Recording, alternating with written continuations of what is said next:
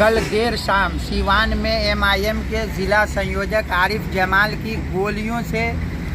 भून कर हत्या कर दी गई और उसके अपने दुकान पे हत्या की गई है। कहीं न कहीं सीवान प्रशासन और बिहार सरकार पर बड़ा प्रश्न चिन्ह है कि सुशासन की सरकार में जिस तरह से अपराधी खुलेआम हत्या को अंजाम दे रहे हैं, सुशासन की विफलता साफ उजागर हो रही है। हम सीवान प्रशासन और बिहार के मुखिया नीतीश कुमार जी से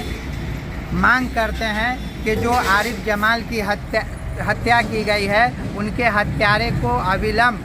कानून के शिकंजे में लाया जाए और उसको फांसी के फंदे तक पहुंचाया जाए। साथ ही